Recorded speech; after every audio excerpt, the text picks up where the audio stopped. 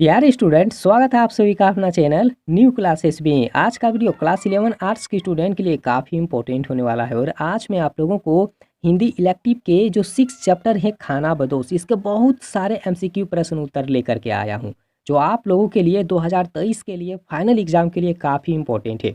अगर इस वीडियो को आप लोग अंत तक देख लेते हैं और अभी मैं जितने सारे क्वेश्चन आंसर आप लोगों को बताता हूँ, अगर ये सारे आप लोग याद करके रख लेते हैं तो फिर एग्जाम में इस चैप्टर से रिलेटेड जितने सारे प्रश्न आएंगे आप लोग एक भी प्रश्न को नहीं छोड़िएगा। बस अंत तक इस वीडियो को देख लीजिए और हर एक क्वेश्चन आंसर को आप लोग लिखते चलिए, तब जाके आप लोग जल्दी से याद करके रख पाएंगे। ठीक है। और बहुत सारे स्टूडेंट नए होंगे तो आप लोग चैनल को सब्सक्राइब करके साथ ही बेल आइकन को जरूर दबाइए।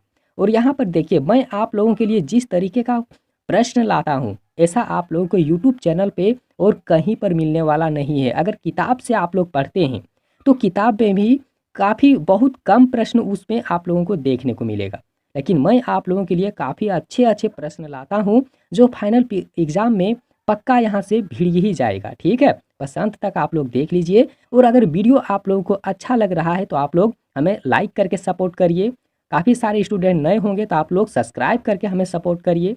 और देख लीजिए जो पहला प्रश्न दिया हुआ है कि ओम प्रकाश वाल्मीकि का जन्म किस सन में हुआ है, किस वर्ष में हुआ था। ठीक है। तो याद रखिएगा 1950 में हुआ था। काफ़ी इंपॉर्टेंट है आप सभी स्टूडेंट के लिए। और यहाँ पर दूसरा नंबर का प्रश्न देख लीजिए कि ओम प्रकाश वाल्मीकि का जन्म किस शहर में हुआ है। ठीक है। तो आप लोग जानते हैं कि किस शहर में हुआ है? अगर नहीं जानते हैं तो इसका आंसर जो होगा ना काफ़ी इंपॉर्टेंट है, आप लोग याद करके रखिएगा। ठीक है। इसका जो राइट आंसर होगा मुजफ्फरनगर उत्तर प्रदेश, इसका राइट आंसर होगा। ठीक है। आप लोग याद करके रखिएगा। और चीज़ यहाँ पर आप लोग देखिए, यहाँ जो एक एक लिखा हुआ है ना, बस इसी तरह से मैंने टाइपिंग ही किया है। आप लोग ये नहीं सोचिए कि यहाँ पर गलत है, मैंने टाइपिंग ही इस तरीके का किया है। ठीक है। तो यहाँ पर देख लीजिए जो तीसरा नंबर का प्रश्न दिया हुआ है ना कि खाना बदोश पाठ के लेखक कौन है। तो आप सभी स्टूडेंट जानते हैं ओम प्रकाश वाल्मीकि है। और याद रखिएगा जो चैप्टर और जो लेखक का नाम है इससे मैंने पहले एक वीडियो बनाया है। ठीक है। आप लोग नहीं देखे हैं तो नीचे डिस्क्रिप्शन में भी उसका लिंक मैं दे दूंगा, आप लोग वहां से जा करके देख लीजिएगा। क्योंकि देखिए जो चैप्टर और जो लेखक का नाम है ना ये भी काफ़ी इंपॉर्टेंट है, वहाँ से भी हर एक बार एग्जाम में प्रश्न आता है। ठीक है। तो यहाँ पर देखिए जो 4 नंबर का प्रश्न है कि जूठन आत्मकथा किसके द्वारा लिखा गया है। ठीक है। तो ओम प्रकाश वाल्मीकि के द्वारा लिखा गया है। और 5 नंबर का प्रश्न देख लीजिए कि पाठ में कहाँ के दृश्य का वर्णन हुआ है। तो देखिए पाठ में कहाँ के दृश्य का वर्णन हुआ है, तो ईंट बनाने वाले भट्ठे का वर्णन वहाँ पर किया गया है इस चैप्टर में खाना बदोश में। ठीक है। और यहाँ पर 6 नंबर का प्रश्न भी देख लीजिए कि खाना बदोश का क्या अर्थ होता है। तो खाना बदोश का अर्थ क्या होता है? एक जगह पर टिक कर नहीं रहना। जो एक जगह में टिक करके नहीं रहते हैं उसी को कहा जाता है खाना बदोश। और आप लोगों के लिए तो काफ़ी इंपॉर्टेंट है, आप लोग तो एक जगह में टिक करके रहते हैं। ठीक है। अगर मेरे चैनल से आप लोग पढ़ते हैं ना तो फिर आप लोग याद रखिएगा 90% पार कर देंगे नंबर। ठीक है।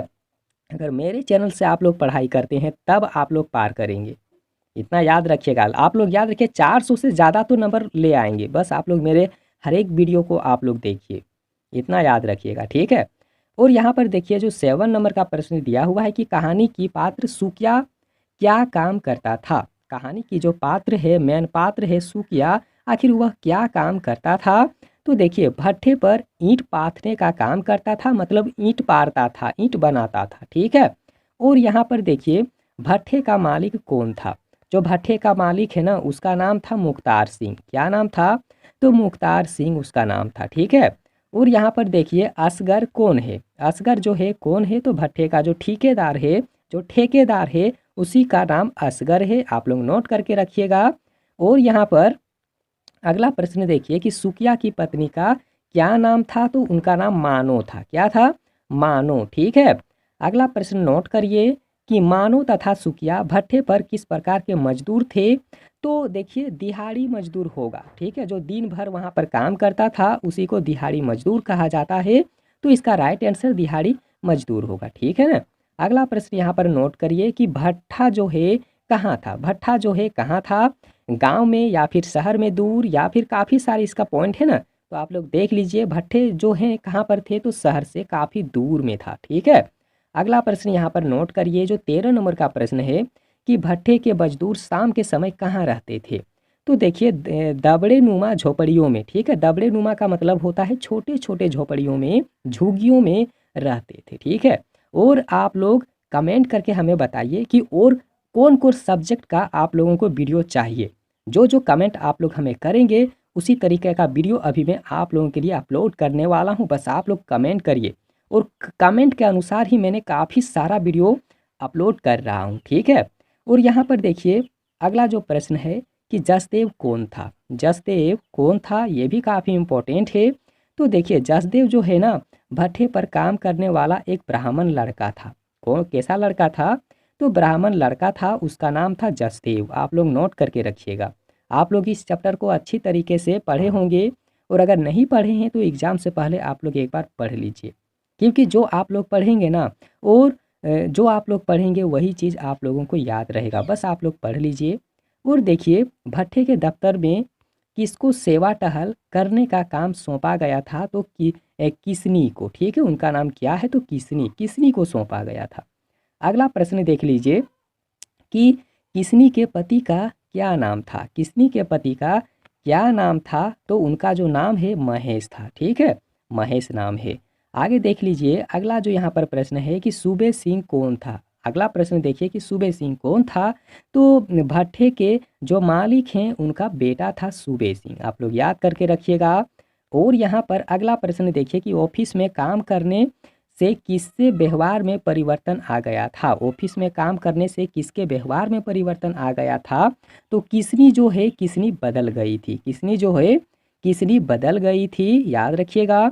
और यहाँ पर अगला प्रश्न नोट करिए कि महेश के दारू पीने का क्या कारण था। वह क्यों दारू पीता था। महेश जो है क्यों दारू पीता था, तो पत्नी का गलत राह पर पकड़ लेना, और यही सोच करके वह दारू पीता था और घर में भी नहीं रहता था। ठीक है, अगला प्रश्न नोट करिए, जो अगला प्रश्न दिया हुआ है और 20 नंबर का है कि भट्ठे पर ट्रांजिस्टर कौन बजाया करता था। भट्ठे पर ट्रांजिस्टर का मतलब होता है जो हाथ में पकड़ने वाला बाजा नहीं होता है, रेडियो, रेडियो, उसी को कहा जाता है ट्रांजिस्टर। तो आखिर ट्रांजिस्टर भट्ठे पर कौन बजाया करता था, तो सुकिया बजाया करता था। ठीक है, अगला प्रश्न नोट करिए कि भट्ठे के पके हुए ईंटों को देख कर के घर बनाने का ख्याल कैसे आया था, तो या फिर किसको आया था। यहाँ पर किसको होना चाहिए था, ठीक है, थोड़ा मिस्टेक हुआ है, तो मानव को आया था। ठीक है, मानव को, याद रखिएगा। और अगला प्रश्न नोट करिए कि गैर हाजिरी का सही अर्थ क्या होगा। गैर हाजिर का सही अर्थ क्या होगा, तो देखिए गैर हाजिर का मतलब होता है अनुपस्थिति। क्या होता है, अनुपस्थिति। आप लोग नोट करिए। कभी कभी स्कूल आप लोग जाते हैं ना, तो अगर स्कूल गए हैं तो उपस्थिति, और अगर नहीं गए हैं तो अनुपस्थिति। तो याद रखिएगा अनुपस्थिति होता है गैर हाजिर का। ठीक है, अगला प्रश्न नोट करिए। जो अगला प्रश्न है कि सूबे सिंह किसको शहर घुमाने ले जाया करता था, तो किसनी को ले जाया करता था, याद करके रखिए। और अगला प्रश्न नोट करिए। देखिए काफ़ी सारा प्रश्न अभी मैं आप लोगों को और बताने वाला हूँ। आप लोग ये नहीं सोचिए कि इतना ही प्रश्न है। मैं आप लोगों के लिए ढूंढ करके खोज करके काफ़ी मैन और इम्पोर्टेंट क्वेश्चन बनाता हूँ। ठीक है, आगे देखिए कि किसनी के बदले ऑफिस में काम करने किसको बुलाया गया था, तो मानव को बुलाया गया था। याद रखिएगा, उसके बदले में किसको बुलाया गया था, तो मानव को बुलाया गया था। और अगला प्रश्न नोट करिए कि मानव के बदले ऑफिस में काम करने कौन जाता है, तो मानव के बदले ऑफिस में काम करने कौन जाता है, तो जसदेव चला गया, और इसीलिए तो उसको पीटा था। ठीक है, आगे नोट करिए। अगला जो प्रश्न है कि भट्ठे पर सूबे सिंह किसकी पिटाई करता है, तो जसदेव की पिटाई करता है। जो ब्राह्मण लड़का था ना उसी को पीटा था।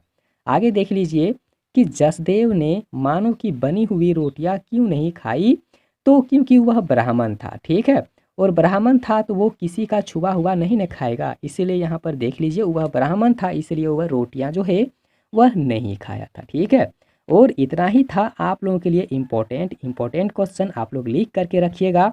हर एक चीज़ आप लोगों के लिए बिल्कुल सरल भाषा में है और काफ़ी आसान तरीके से है। आप लोग हमें कमेंट कीजिए और कौन कौन चैप्टर का वीडियो चाहिए, कौन कौन सब्जेक्ट का वीडियो चाहिए। ठीक है, और वीडियो आप लोगों को कैसा लगा, वीडियो को लाइक करिए, अपने दोस्तों के पास में ज़रूर शेयर करिए, उन्हें बता दीजिए कि न्यू क्लासेस बाय प्रभु सर जो चैनल हैं, इस चैनल में काफ़ी अच्छे अच्छे प्रश्न हम लोगों को बताया जाता है, अच्छे तरीके से पढ़ाया जाता है। आप लोग ज़रूर एक बार चर्चा करिए, अपने ग्रुप में चर्चा करिए। और वीडियो देखने के लिए बहुत बहुत धन्यवाद।